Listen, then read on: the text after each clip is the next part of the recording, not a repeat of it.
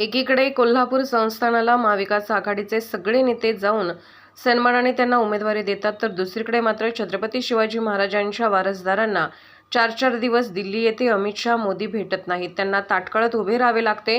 एवढेच नव्हे तर नरेंद्र मोदी, अमित शाह हे देवेंद्र फडणवीस पण 4-4 दिवस ताटकळत ठेवतात. परंतु एका तासाच्या आत ज्यांना उमेदवारी आधी जाहीर झाली, नंतर त्याचा पक्षप्रवेश झाला, त्यांना मात्र एका तासात अमित शाह हे भेट देतात. यावरून देवेंद्र फडणवीस यांच्यापेक्षा नवनीत राणा यांची ताकद जास्त वाढतेय काय, असा प्रश्न निर्माण होत आहे. सत्ता केंद्र अमरावती तर होत नाही, असा सवाल करत देवेंद्र फडणवीस यांच्यासाठी ही धोक्याची घंटा असल्याची टीका सुषमा अंधारे यांनी केली आहे. नवनीत राणा यांच्यावर माझं वक्तव्य वैयक्तिक रोष नाही, परंतु मला असं वाटतं ज्यांच्या जात प्रमाणपत्राचा निर्णय अजूनही प्रलंबित आहे. एकीकडे बर्वे यांचे जात प्रमाणपत्र एका दिवसात रद्द होते आणि दुसरीकडे वर्षानुवर्षे नवनीत राणा यांच्या जात प्रमाणपत्राचा निर्णय प्रलंबित असूनही तथाकथित महाशक्तीने उमेदवारी दिली, हे निश्चितच कुठेतरी खेदजनक आहे. न्यायालयाचा निर्णय आपल्याच बाजूने लागणार, जणू भाजपला हे कळून चुकले की काय, अशी शंका येत आहे, अशी टीका शिवसेना उद्धव ठाकरे गटाच्या नेत्या सुषमा अंधारे यांनी केली.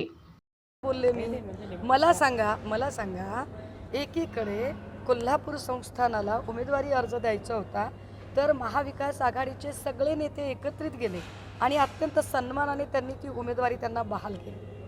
दुसरीकडे मात्र छत्रपती शिवाजी महाराजांचे वारसदार असणाऱ्या, वंशज असणाऱ्या उदयनराजेंना 4-4 दिवस अमित शहा आणि मोदीजी ताटकळत ठेवतात, भेटत नाहीत.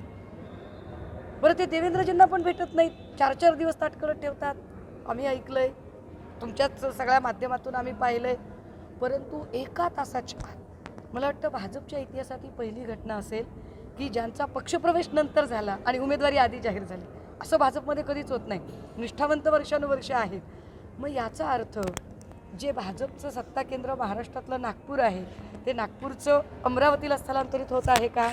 देवेंद्रजींपेक्षा सुद्धा नवनीत राणांची ताकद जास्त वाढते का? की जिथे देवेंद्रजींना 4 दिवस वेटिंगवर ठेवलं जातं, परंतु नवनीत राणाला मात्र एका तासाच्या आत भेट मिळते. विशेष आहे. मला वाटतं देवाभाऊंच्यासाठी हे खतरे की घंटी आहे. देवाभाऊने संभालना चाहिए. विजय शिवतारेंनी अखेर माघार घेतलेली आहे. हाँ, मी ऐकलं की तारे जमीन पर आ गए हैं. कारण कदाचित काय झालं की जे स्क्रिप्ट रायटर होते विजय बापू शिवतारेंचे, मी आधी म्हटलं होतं, ते ट्विट करूनही सांगितलं होतं की दादांच्या उजव्या डाव्या बाजूला बसणारे स्क्रिप्ट रायटर आहेत जे शिवतारेंची स्क्रिप्ट लिहित आहेत.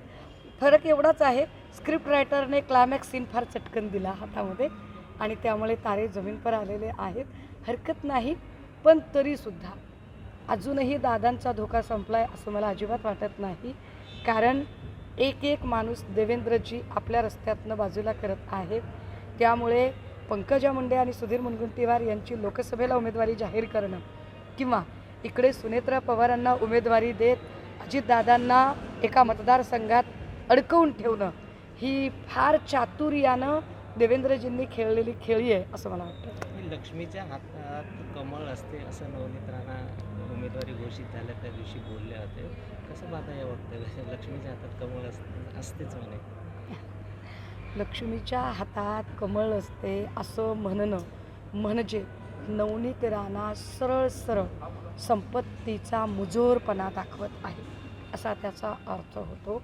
परंतु जिथे सरस्वती नांदते तिथेच कमळ शोभून दिसतं आणि सरस्वती विनयशील माणसाकडे असते. नवनीत राणांच्या एकूण भाषेवरून त्यांचा मुजोरपणा, त्यांचा अहंकार, त्यांचा गर्व दिसून येतोय आणि मला नाही वाटत की अशा माणसांच्या जवळ काही असू शकेल. मला काय वाटतं नेमकं भाजपमध्ये काय केलं असेल? भाजपची तिकीट काय घेतली असेल? नाही, ती भाजप आता राहिली नाही हो. एक लक्षात घ्या, म्हणजे RSS जी होती ना, गोळवलकरांची RSS, ती RSS कुणासमोरही झुकायची नाही, अगदी भांडवलदारांच्या समोरही नाही. पण आता कितीही हिंदुत्ववाद सांगत असले भाजपवाले किंवा RSSवाले, तरीसुद्धा जी आत्ताची भाजप आणि आताची RSS ही हिंदुत्ववादापेक्षा सुद्धा भांडवलवादाला खतपाणी घालणारी आहे, भांडवलदारांच्या समोर लोटांगण घेणारी आहे आणि भांडवलदारांच्यासाठीच काम करणारी आहे. हिंडनबर्गच्या रिपोर्टनुसार अदानीच्या खात्यावरचे जे 20,000 कोटी होते त्याचं काय झालं यावर बोललंच गेलं नाही. जी भाजपा आधी सांगत होती, अटलजींची वगैरे भाजपा, कि सारे भ्रष्टाचारियों को हम अंदर डाल देंगे, ती भाजपा कुठे? आणि त्याच भ्रष्टाचाऱ्यांकडून इलेक्ट्रोल बॉन्डच्या नावाखाली चंदा गोळा करणारी आत्ता मोदीजींची भाजपा कुठे? त्यामुळे मला असं वाटतं की ही भाजपा ही फक्त हिंदुत्वासाठी नाही, श्रीरामांच्यासाठी नाही, ही भाजपा भांडवलदारांच्यासाठी काम करते.